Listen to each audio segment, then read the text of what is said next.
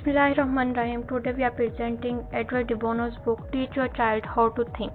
In this book, he offers a variety of exercises to teach your child different ways of thinking. Each method can be taught in isolation of the others and can be utilized on its own. Part 1 of this book is comprises of a small segment of book which talks about thinking and how to use the book. Edward de Bono says that while a child might be intelligent, it doesn't necessarily follow that the child will become a good thinker. This is so often the mistaken assumption. In fact, the intelligence can sometimes be a trap because many highly intelligent people often take up a view on subject then use their intelligence to defend that view. That's why this book is not for those who believe that intelligence is enough or thinking skills are already taught in school, or if one believes that thinking skills cannot be taught directly and can be developed only by thinking about specific subjects and things. Next thing is why we need new thinking about thinking. Thinking is not just a matter of cleverness and difficult problems. Wisdom is even more important than cleverness. Traditional thinking puts all the emphasis on critical thinking, arguments, analysis and logic. These are very important and I hope that nothing I write gives a different impression, but these are only a part of thinking and it is very dangerous to assume they are sufficient. In addition to critical thinking, we need thinking that is constructive and creative, while in addition to arguments, we need exploration of the subject, and in addition to analysis, we need the skills of design. In addition to logic, we need perceptions. Traditionally, we have been concerned mainly with reactive thinking, reacting to what is put before you, but there is whole other side of thinking. This other side of thinking is proactive, which involves getting out and doing things and make things happen. Finally, intelligence is a potential, and for the potential to be fully used, we need to develop thinking skills. Without such skills, the potential is underused. It is possible that Dr. de Bono is the best person with the background, credentials, and experiences to write this book. What is so important is that he works not just in the narrow field of education but in the wide world for applied thinking. His ideas and methods have stood the test of time and paying customers. Dr. de Bono emphasis on simplicity and practically is essential to a subject area that is too often subjected to complexity, confusion, and over-processing.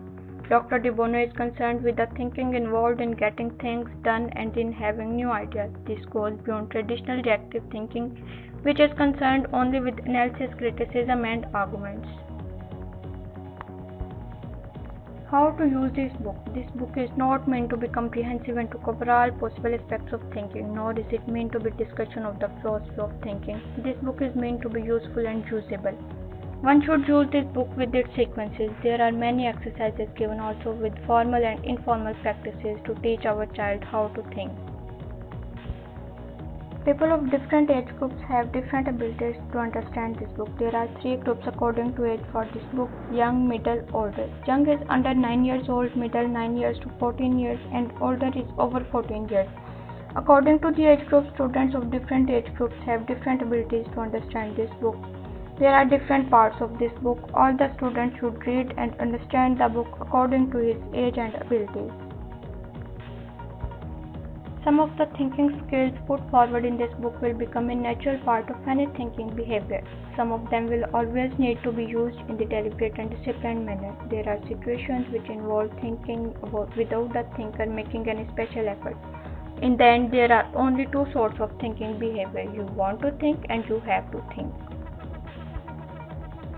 As a self-organizing system, the mind allows incoming information to organize itself into routine patterns. The mind therefore has a natural behavior of its own. We can, however, intervene so that this natural behavior is used more effectively for our purposes. We can develop attention-directing tools and structures. In addition, through training, we can try to set up routine patterns that are more effective than the natural ones. All these things form the basis for the development of thinking skills. Carpenter and thinker. Carpenter do things step by step and make things. Writer जो है वो carpenter की example दे के thinking से relate करे. Writer कहता है कि कारपेंटर क्या करता है, do things step by step and make things. Carpenter use basic operations like cutting, sticking and shaping. How we relate this operation by thinking. Cutting, carpenter क्या करता है, कटिंग करता है, तो हम इसे थिंक से कैसे रिलेट करेंगे कि हमें अपनी थिंक में एब्स्ट्रैक्शन करनी चाहिए, एनालाइज करना चाहिए, फोकस करना चाहिए अपनी थिंक में, एक अटेंशन पैदा करनी चाहिए अपनी थिंक में।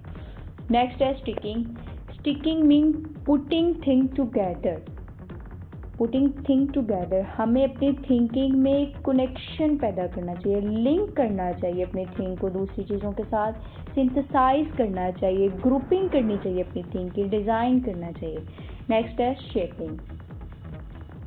Carpenter setting out to achieve a certain shape. How we relate shaping with thinking. हमें अपनी थिंक में जजिंग करनी चाहिए, कंपेयरिंग करनी चाहिए, चेकिंग करनी चाहिए और मैचिंग करनी चाहिए। नेक्स्ट है टूल्स। कारपेंटर क्या करता है, डिफरेंट टूल्स यूज़ करता है, सॉ, हैमर, ग्लू और नेल्स अपनी थिंग्स को मेक करने के लिए। हमें अपनी थिंक में क्या करना चाहिए, प्लान्स और टेम्पलेट्स लाने चाहिए। अपनी थिंक को मेक करने के लिए हमें एक प्लान्स और टेम्पलेट्स लाने चाहिए। नेक्स्ट है स्ट्रक्चर। कारपेंटर क्या करता है, डिफरेंट स्ट्रक्चर बनाता है, अपनी ड्रिल से जहाँ चाहता है वो होल करता है, ग्लू से स्टिक करता है, चेयर्स, टेबल्स और ऐसी चीज़ें बनाता है। हम इसे थिंक से कैसे रिलेट करेंगे कि हमें अपनी थिंक में भी एक स्ट्रक्चर बनाना चाहिए, हमें अपनी थिंक का भी एक स्ट्रक्चर बना के फिर थिंकिंग करनी चाहिए। नेक्स्ट है हैबिट। हैबिट, कारपेंटर की एक हैबिट होती है कि वो क्या करता है, कोई भी इंस्ट्रूमेंट यूज़ करके वापस इंस्ट्रूमेंट ड्रॉ जो उसने बनाया हुआ उसमें रखता है, इनकी वो अपनी हैबिट्स बनाता है। और एक गुड थिंकर भी वही होता है जो अपनी रूटीन की हैबिट्स बिल्डअप करता है। ठीक है। नेक्स्ट है attitude. Attitude have two types, bad attitude and good attitude. Bad attitude में कौन सी थिंकिंग आती है, नेगेटिव थिंकिंग, नेगेटिव थॉट्स। जो नेगेटिव थॉट्स होती हैं वो हमारी बैड एटीट्यूड में आती हैं।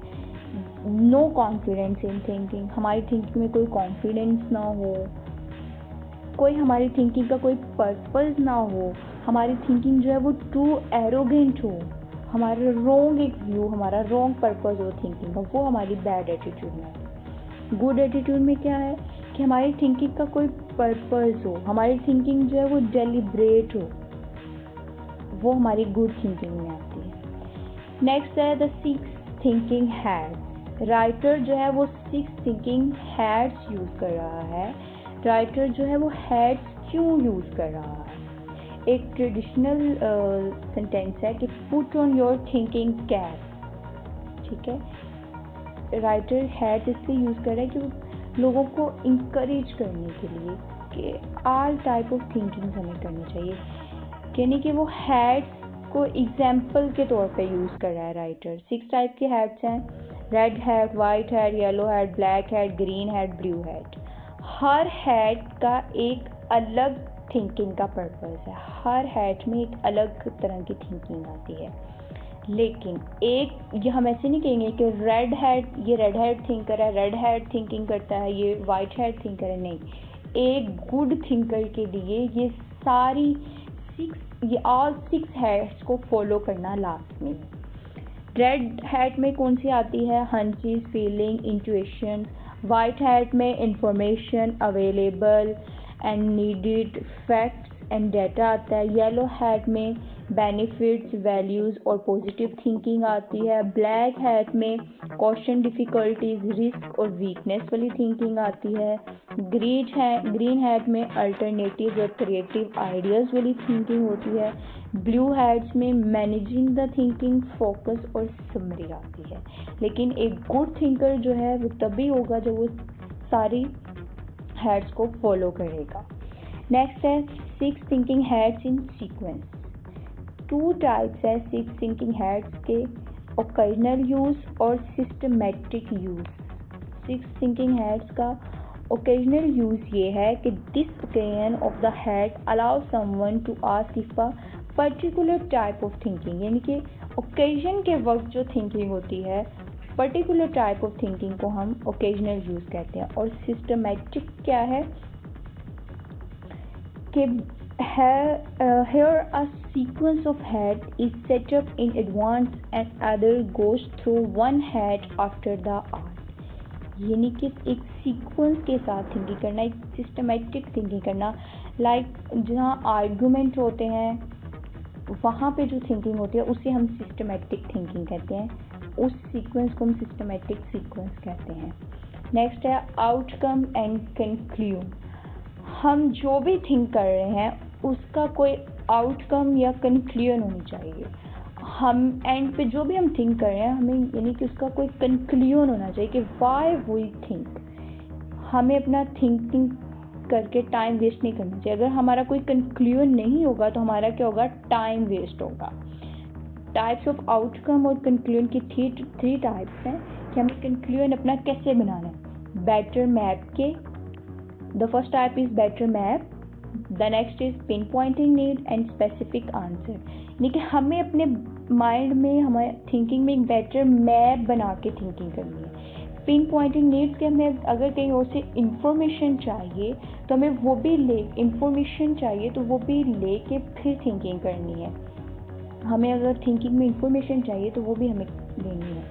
नेक्स्ट है स्पेसिफिक आंसर। हमारी थिंकिंग जो भी हमें की है उसका एक स्पेसिफिक आंसर होना चाहिए, एक रिजल्ट होना चाहिए, कंक्लूजन होना चाहिए। हमें अपना टाइम नहीं वेस्ट करना थिंक करके कि कोई कंक्लूजन ही ना हो।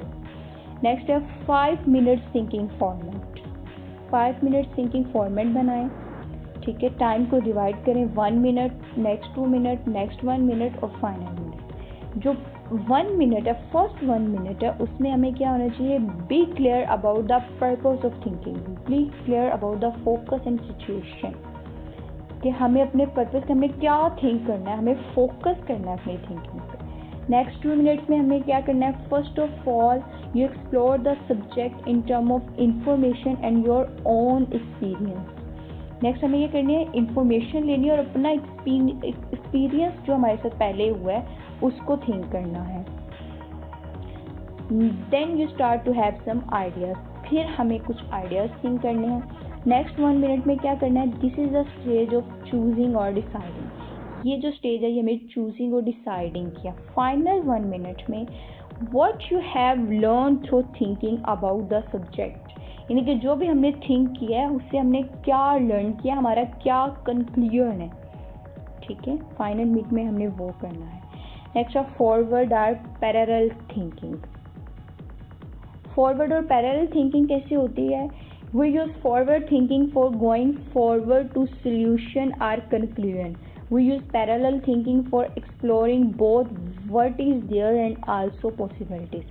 फॉर एग्जाम्पल, हम खाना खाने के लिए टेबल पे बैठे हैं, ये हमारी फॉरवर्ड थिंकिंग है, और टेबल पे जो ब्रेड, स्लाइस, सूप, वाटर वगैरह पड़ा हुआ है ये हमारी पैरेलल थिंकिंग है। नेक्स्ट है लॉजिक एंड परसेप्शन थिंकिंग होनी चाहिए। परसेप्शन क्या है, perception is how we see the around us and logic is how we make the best use of those perception, ठीक है। नेक्स्ट हमारे पास राइटर ने थिंकिंग के टूल्स बना दिए हैं। इन टूल्स को कंसीडर करते हुए हमें अपनी थिंकिंग करना चाहिए। The first one is PMI, plus minus interesting, यानी कि हमें अपनी इंटरेस्ट के मुताबिक अपनी थिंकिंग में एडिशन और सब्ट्रैक्शन करनी चाहिए। नेक्स्ट है कंसीडर ऑल फैक्टर, हमें किसी भी टॉपिक पे थिंकिंग करते हुए उसके ऑल फैक्टर्स को कंसीडर करना है, उसके रूल्स और रेगुलेशन को देखना है, उसके C&S कॉन्सिक्वेंस और सीक्वल को देखना है। हमारा थिंकिंग का एम्स होना चाहिए, कोई गोल होना चाहिए, ऑब्जेक्टिव होना चाहिए हमारी थिंकिंग का, कोई पर्पस होना चाहिए हमारी थिंकिंग का। टाइम वेस्टिंग नहीं होनी चाहिए हमारी थिंकिंग में हमने प्लानिंग करनी है, ठीक है। नेक्स्ट है फर्स्ट इम्पोर्टेंट प्रायोरिटीज़, हमारी थिंकिंग भी प्रायोरिटीज़ के मुताबिक होनी चाहिए कि पहले जो फर्स्ट इम्पोर्टेंट प्रायोरिटीज़ हैं वो आए, then next and then next. The next is alternative possibilities और चॉइसेस के मुताबिक हमारी थिंकिंग होनी चाहिए। हमें थिंकिंग में डिसीजन करने हैं, थिंक क्लियरली करना है। नेक्स्ट है the last is other people views, other people views के, लोगों के व्यूज़ को भी देखना है अपनी थिंकिंग में, अपने व्यूज़ ही नहीं थिंक करते रहना। लोगों के क्या व्यूज़ हैं वो भी उस टॉपिक में हम थिंक कर रहे हैं उस पर लोगों के क्या व्यूज़ हैं वो भी हमें कंसीडर करनी है। नेक्स्ट है फोकस एंड पर्पस। हमने अपनी थिंक पर फोकस करना है, हमारी थिंक का कोई पर्पस होना चाहिए। राइटर एक एग्जांपल देता है कि हम शॉप पे गए हैं, फर्नीचर शोरूम में गए हैं, एक डाइनिंग रूम लेना है हमने, डाइनिंग रूम टेबल, ठीक है। हम डाइनिंग रूम टेबल पे फोकस करेंगे, हम देखेंगे डाइनिंग टेबल की लेग्स पूरी लेग्स हैं, उसकी वुड कैसी है, अगर हम उस पर कोई गर्म चीज़ रखें तो वो ख़राब तो नहीं होगा, कोई स्क्रैच वगैरह तो नहीं है, ठीक है। हम क्या करेंगे, but the thinking about the smaller point has its own defined purpose. उसके स्मॉलर पॉइंट्स को देखेंगे किसी भी चीज़ को तो हमारा जो फोकस है और पर्पस वो भी क्लियर हो जाएगा। थिंकिंग के टाइप्स हैं exploring, seeking, choosing, organizing and checking. The last is include and avoid.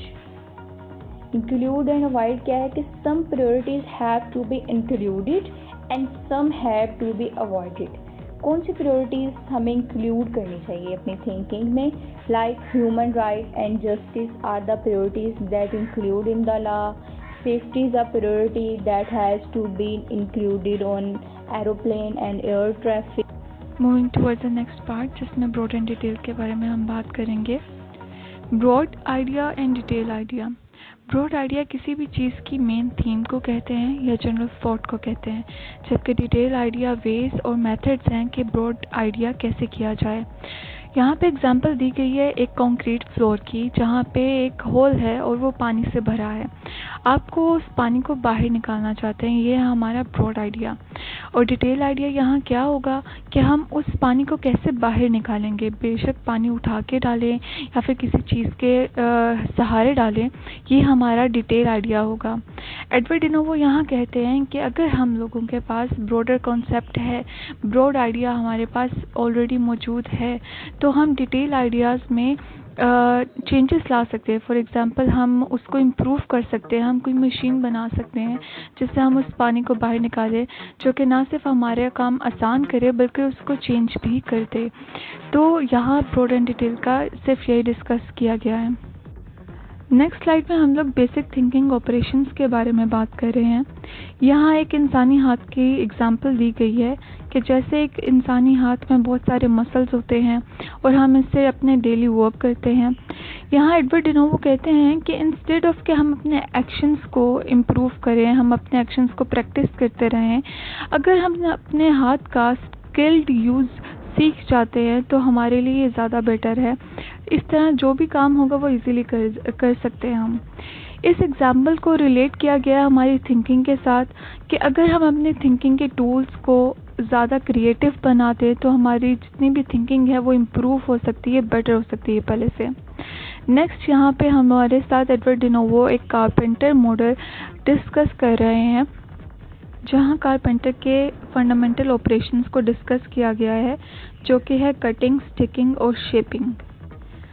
Cutting का क्या मतलब है कि आप किसी चीज़ को पूरा नहीं चाहते और अपनी चीज़ को कट कर लेते हैं जितना पार्ट आपको चाहिए होता है। इसी तरह यहाँ इस एग्जाम्पल को रिलेट किया गया है दुनिया से कि हम जिन लोगों पे, जिन कम्युनिटीज़ को फोकस करना चाहते हैं, जिन करीबी रिलेटिव्स को फोकस करना चाहते हैं, उनको हम दुनिया से, बाकी सराउंडिंग से कट ऑफ कर देते हैं और उन पे ही फोकस करते हैं। यहाँ पे कटिंग ऑपरेशन में कुछ बेसिक स्टेप्स हैं जिसमें फोकस आता है, एक्सट्रैक्ट अ फीचर आता है, एनालिसिस और एक्सपेंशन आता है। फोकस का मतलब होता है कि आपने अटेंशन देनी है उसी पार्ट ऑफ वर्ल्ड में जिसको आप अपने फोकस करना चाहते हैं। एक्सट्रैक्ट अ फीचर में हम क्या कर रहे हैं कि हम सारी सिचुएशन में से एक चीज़ को, एक एनालिसिस को एक्सट्रैक्ट करते हैं। एक्सपेंशन का मतलब है कि हम एक बिगर कट लेते हैं, जिसका मतलब है कि हम ना सिर्फ एक उस इंसान को फोकस कर रहे हैं बल्कि उसकी थोड़ी सराउंडिंग को भी फोकस करते हैं। इस तरह क्या होता है कि हमारी थिंकिंग और उसका जो उसके बारे में जो रिव्यू होता है हमारा, वो ज़्यादा डिटेल्ड होता है। नेक्स्ट स्लाइड में हम बात कर रहे हैं स्टिकिंग ऑपरेशन के बारे में, जैसे कि हम जानते हैं कि अगर हम वुड स्टिक्स को आपस में इकट्ठा कर दें, वो तब तक नहीं जुड़ सकती जब तक दरमियान में कोई सोर्स ऑफ अटैचमेंट नहीं है। सिमिलरली हमारी थिंकिंग, हमारी आइडियाज़ और थॉट्स इसी तरह यूज़लेस हैं अगर हम उनके दरमियान कनेक्शंस नहीं हैं, उनके दरमियान कोई सोर्स ऑफ कनेक्शन नहीं है। यहाँ पे स्टिकिंग ऑपरेशन में कुछ पॉइंट्स दिए गए हैं सच एज कनेक्शंस, कि हमारा माइंड कनेक्शंस बनाता है। जितना ज़्यादा इंसान का एक्सपीरियंस होता है उतनी ज़्यादा एसोसिएशंस होती हैं, जितनी एसोसिएशंस होती हैं उतने ज़्यादा कनेक्शंस होते हैं। यहाँ ये बात की गई है, रिकग्निशन की बात है कि हम जो भी सोर्स ऑफ आइडिया है हमारे पास, हम उसको रिकग्नाइज करते हैं कनेक्शंस के साथ। सिंथेसिस का मतलब है कि हम सारी चीज़ों को साथ जोड़ते हैं ताकि एक इफेक्ट प्रोड्यूस हो। फॉर एग्जांपल मैं एग्जांपल में देती हूँ कि ये इंसान अच्छा है, तो इसका मतलब ये है कि मैंने उसके लिए वर्ड्स को अपने जोड़ा, अपनी थिंकिंग को जोड़ा, अपने एक्सपीरियंस को जोड़ा, कनेक्शंस मेड किए हैं टू प्रोड्यूस एन इफेक्ट कि वो एक अच्छा इंसान है। कंस्ट्रक्शन भी सिंथेसिस जैसा ही है, but construction is a bit more complex, क्योंकि कंस्ट्रक्शन स्टेप बाय स्टेप की जाती है। ये एक ब्रॉडर कॉन्सेप्ट है। डिज़ाइन की बात की जाए तो डिज़ाइन एक ऐसी फॉर्म ऑफ कंस्ट्रक्शन को कहेंगे, ठीक है, यानी जो भी हम अपना आइडियाज़ होते हैं उन सबको एक डिज़ाइन देते हैं ताकि वो एक डिफाइंड ऑब्जेक्टिव तक पहुंच सके। नेक्स्ट स्लाइड में हम बात कर रहे हैं शेपिंग ऑपरेशन के बारे में। जैसे कि हम जानते हैं कि कारपेंटर के माइंड में वो जो भी चीज़ बनाता है उसकी शेप होती है, वो जो बनाता है उसकी शेप अपने माइंड में रखता है।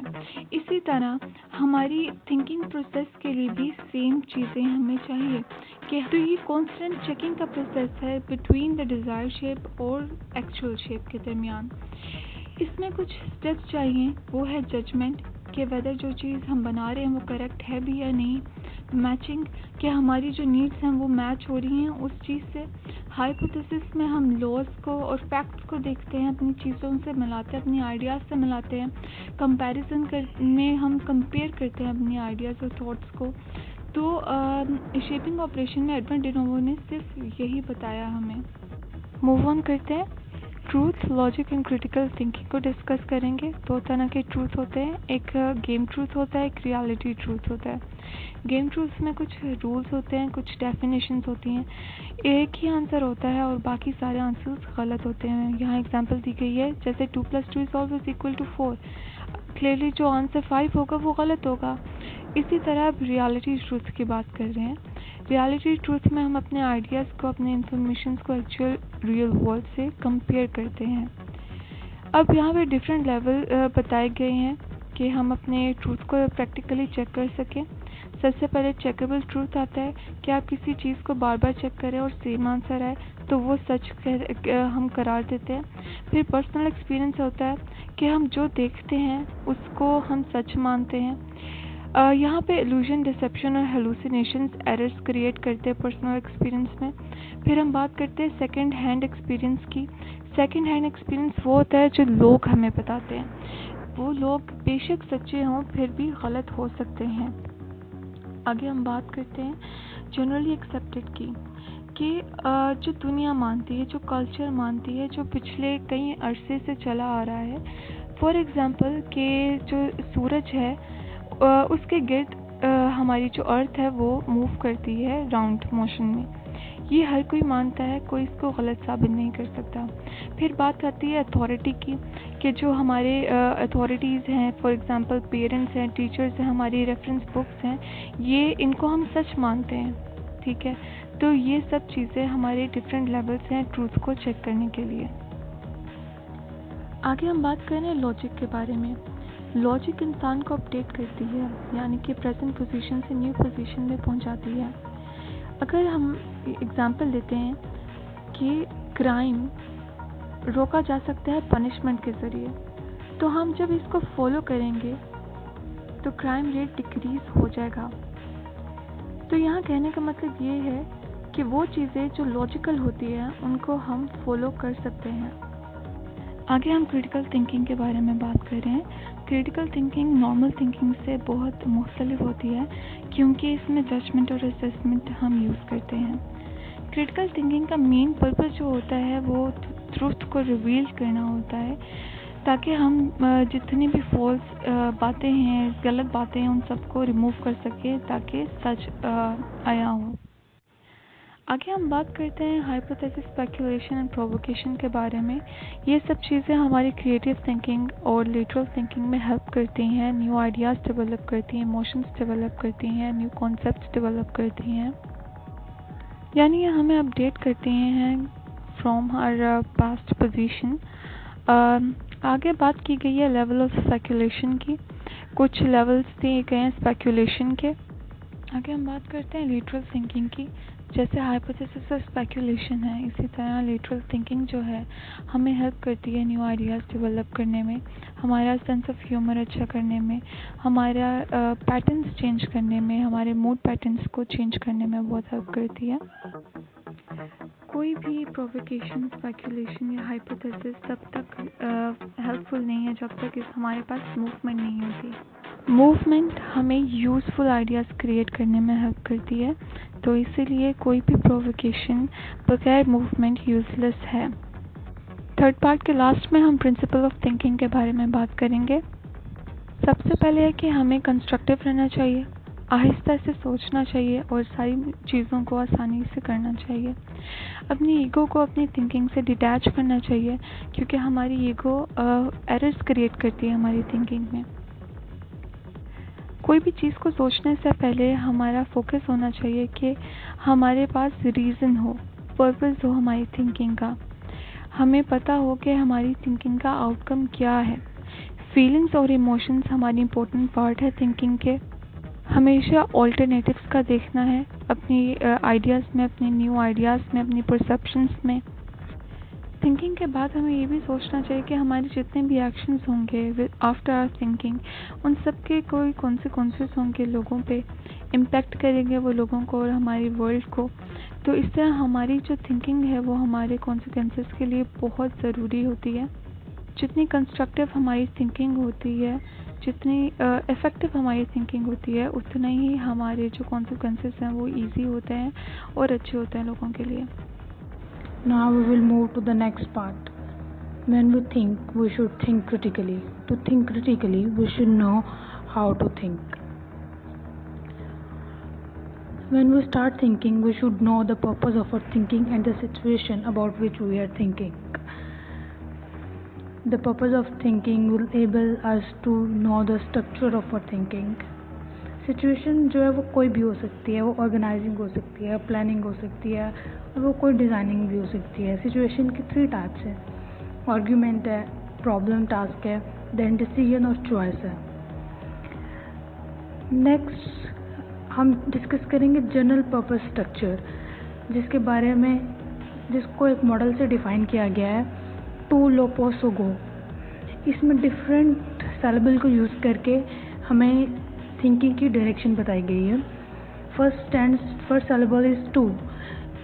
इसमें हमें बताया गया है कि हमारी थिंकिंग के ऑब्जेक्टिव क्या है, टू वेयर। फिर LO stands for look at the fact, means to collect information.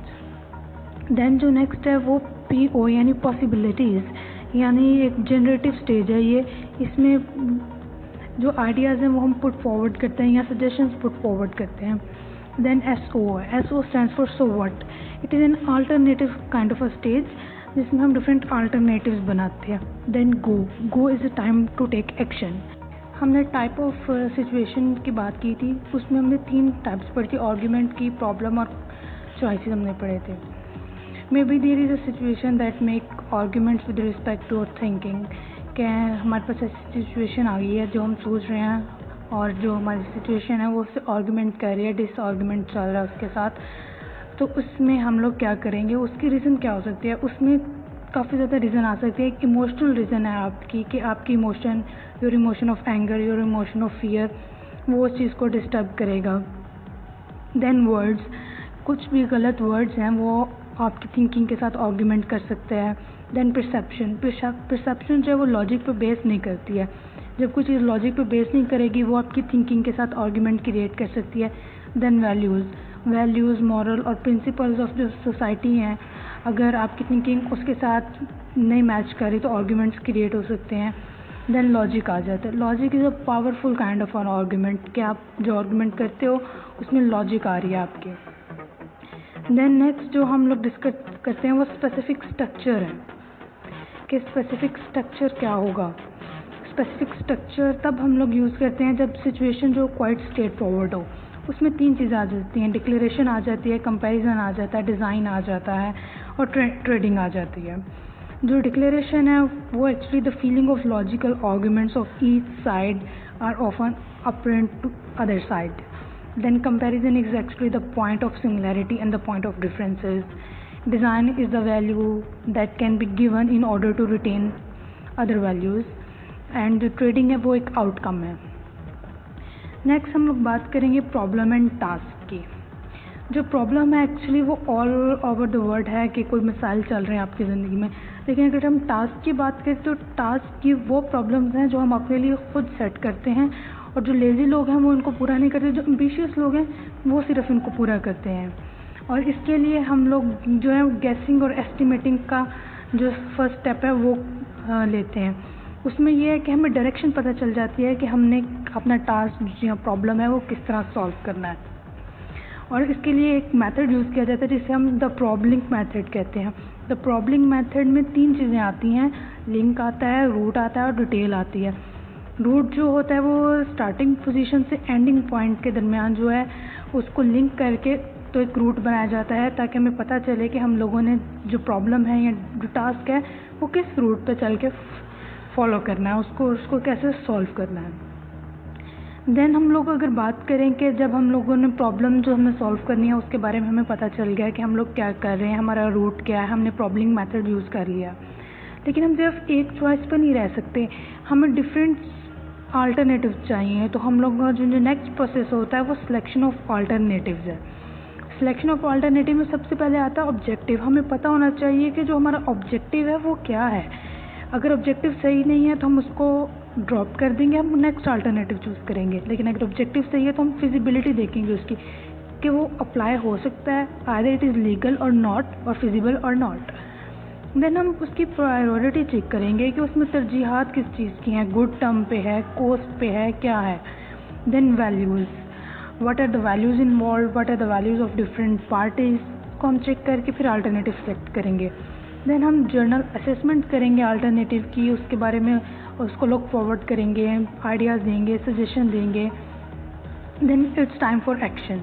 जब हमने सारा अपना अल्टरनेटिव सेलेक्ट कर लिया फिर हम एक्शन करेंगे, यानी इम्प्लाई करेंगे उस अल्टरनेटिव को।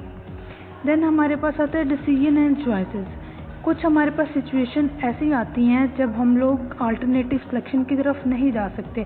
ऐसी सिचुएशन में हम लोगों को डायरेक्ट जो है वो डिसीजन लेना पड़ता है, चॉइस करना पड़ता है।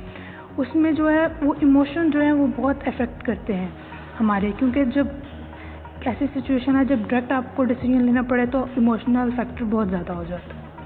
इसमें 2 तरह के चॉइसेस या डिसीजन आते हैं, माइनर आते हैं या मेजर आते हैं। माइनर की हम बात करें तो उसमें हम 2 स्पेसिफिक स्ट्रक्चर पढ़ते हैं, एक 6 head structure which we have discuss earlier, और अगर हम दूसरे की बात करें तो अटेंशन डायरेक्टिंग टूल्स हैं, और वो भी हम लोग पहले पढ़ चुके हैं, जिसमें है PMI यानी प्लस माइनस इंटरेस्टिंग। अब हम बात करते हैं मेजर डिसीजन एंड चॉइसेस की। मेजर डिसीजन एंड चॉइसेस में जो है सबसे पहले आता है ऑब्जेक्टिव एंड प्रायोरिटीज़। आपका ऑब्जेक्टिव क्या है, फिर बेनिफिट्स कि जो आप डिसीजन ले रहे हो उसके बेनिफिट्स क्या हैं, और अगर उसके कोई बेनिफिट्स नहीं है तो उसको ड्रॉप कर देना चाहिए, यानी वो पुअर चॉइस है आपकी, पुअर चॉइस की तरफ नहीं मूव करना हम लोगों ने। तो हमने फिजिबिलिटी देखनी है कि वो कितना फिजिबल है, हम लोग उसको किस हिसाब से मैनेज कर सकते हैं, वो हम लोग देखेंगे कि उस प्रैक्टिकली वो हो भी सकता है या नहीं हो सकता, कि जो हम डिसीजन ले रहे हैं वो गलत तो नहीं है। देन हम बात करेंगे कि जो हमने डिसीजन लिया उसमें डिफ़िकल्टी और डेंजर का कितना मीटर आ रहा है, कि हम लोग उसमें ज़्यादा हम लोगों को ख़तरा तो नहीं है, वो हमारे लिए सेफ़ है या नहीं। फिर हम उसको देखेंगे कि उसका इम्पैक्ट कितना है, जो हम सोच रहे हैं, जो हम डिसीजन लेना चाह रहे हैं, उसका इम्पैक्ट हमारी लाइफ पे, हमारे इर्द गिर्द, हमारी सराउंडिंग पे क्या आ रहा है। देन हम उसके कॉन्सिक्वेंसेस देखेंगे कि अगर हमने उसको अप्लाई कर लिया, उसकी डिफ़िकल्टीज़ हमने देख ली, सब कुछ देख लिया, तो उसके कॉन्सिक्वेंसेस क्या आएंगे, और फिर हम उसकी कॉस्ट देखेंगे। Cost not only in the term of money, cost can either be in the term of energy, time, then you have to pay the cost of your time, your energy. हम उसकी cost देखेंगे, फिर उसके risk factor देखेंगे, फिर हम आ जाएंगे trial and testing पे। हम उसको ट्राई करेंगे, टेस्ट करेंगे, ताकि हमें पता चले कि जो हमने सोचा है, जो हमने डिसीजन लिया है, वो ठीक है या नहीं। देन हम उसकी सिलेक्शन पे आएंगे कि उसको हमने सेलेक्ट कैसे करना है। सिलेक्शन के लिए हम लोगों के पास 3 से 4 चीज़ें आ सकती हैं जो हम लोगों ने मस्ट देखनी है। पहली चॉइस ये है कि वो आइडियल चॉइस हो, इमोशनल चॉइस हो सकती है, प्रैक्टिकल चॉइस हो सकती है, या मिनिमल चॉइस हो सकती है। If there is an alternative that is near to your ideal choice, then you should definitely choose this. Otherwise, you will move to your personality matters, your emotionals or your practical choices or your minimal choices. Next, अगर हम बात करें कि अब हमने देख लिया कि हमने सिलेक्ट कर लिया, हमने सजेशन ले ली, हमने आर्गूमेंट्स भी देख लिए, हमने प्रॉब्लम सॉल्व कर लिया, देन आती है बात डिज़ाइन की, कि यानी ग्रीन हैट यानी क्रिएटिविटी की बात आती है कि अब हमें उसको एम्प्लॉय करना है, तो हम लोग उसको कैसे एम्प्लॉय करेंगे। If you can not make a choice, you should set out to design new alternatives. You could also try to redesign the alternatives that you have in the same time of creative effort. As a result of this design effort, you may find that one alternative suddenly become very attractive. Whenever choice and decision become difficult on judgment grounds, it is time to use green hat creativity.